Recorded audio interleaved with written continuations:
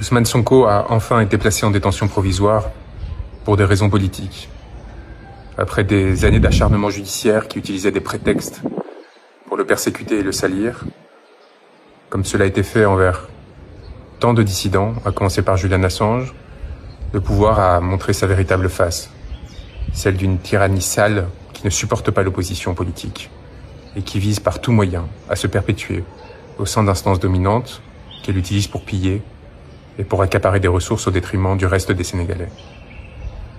C'est avec un sentiment de dégoût et de vilainie très fort que j'ai accueilli cette nouvelle et la démonstration encore une fois que l'appareil judiciaire sénégalais n'était pas en mesure de faire respecter l'état de droit face à la volonté toujours plus écrasante de ses dominants et de ses instances politiques.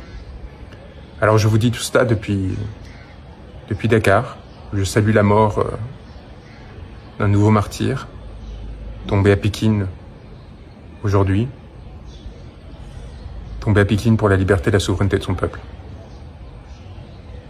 Tué par les balles d'agents de la BIP, sur lesquels nous avons tous les éléments pour mettre en œuvre les poursuites qui ont été enclenchées tant en France qu'à la Cour pénale internationale, et je l'espère bientôt, dans le cadre d'un changement de régime démocratique, qui se poursuivront au Sénégal lorsque celui-ci retrouvera sa souveraineté.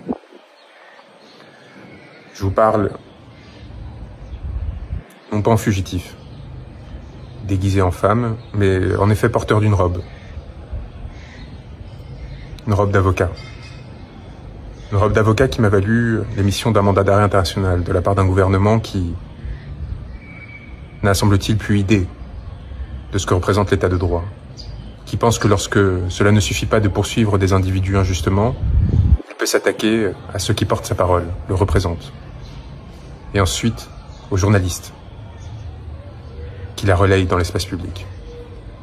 Je tiens à saluer le courage de beaucoup de journalistes sénégalais qui, contrairement à leurs collègues oligarchisés français, ont au moins cette passion de la diversité et de la différence, même si certains sont pris dans les raies de la propagande. J'ai lu encore des insanités à mon sujet, comme quoi, dans Le Monde, journal qui appartient à l'oligarque que l'on sait, qui censure les articles ou les papiers lorsqu'ils me sont trop favorables, ils savent de quoi je parle, et à l'inverse, tente de salir chacune de nos initiatives et raconte des anecdotes absolument délirantes, comme quoi on serait en fuite, changeant de maison en maison au sein de Dakar, sans téléphone laissé à Paris.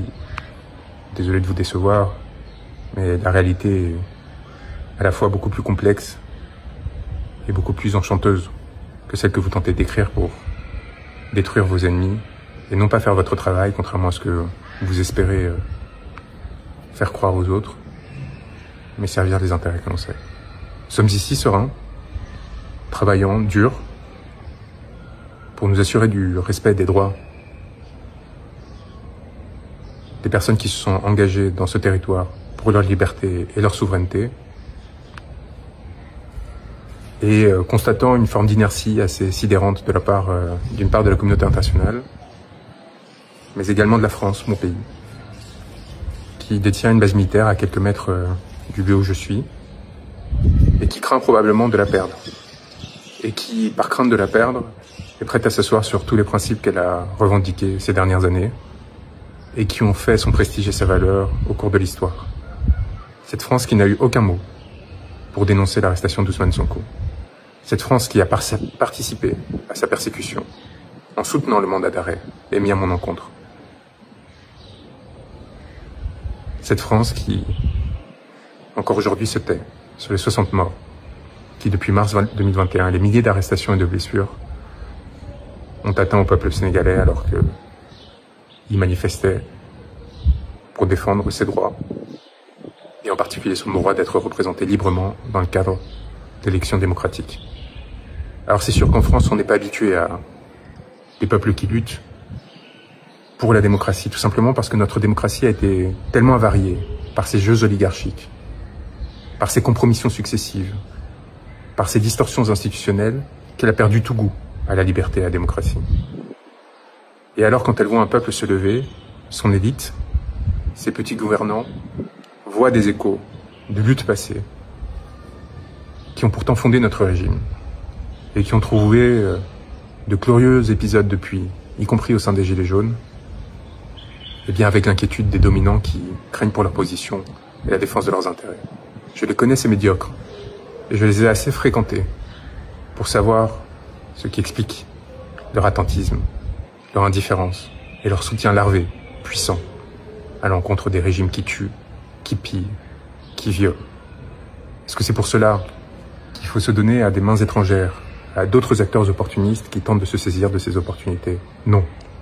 Il faut en profiter pour garder sa dignité, réclamer sa souveraineté et proposer des positions d'équilibre comme celles qu'Ousmane Sonko développait, sans asservissement à l'égard d'une puissance tierce, quelle qu'elle soit, pour et par le peuple. Pour et par le peuple. C'est maintenant le cri qui doit nous unir pour défendre, à travers ce destin et à travers celui de tous ceux qui luttent, nos aspirations à la beauté et la dignité. Courage à tous. On est à vos côtés, très proches. On l'a fait pour vous démontrer qu'on n'était pas dans l'incantatoire, que l'on était aussi capable de prendre des risques, mais aussi, jusqu'au bout, revendiquer la légitimité de nos faits et gestes, de nos paroles, puisque c'est sur des paroles que nous avons été poursuivis. Notre droit et notre devoir impérieux de porter assistance à ceux qui nous l'ont demandé sans céder à une quelconque forme de pression. C'est ainsi que j'ai toujours exercé mon magistère, c'est ainsi que je continue à le faire auprès des frères qui luttent, de la Guadeloupe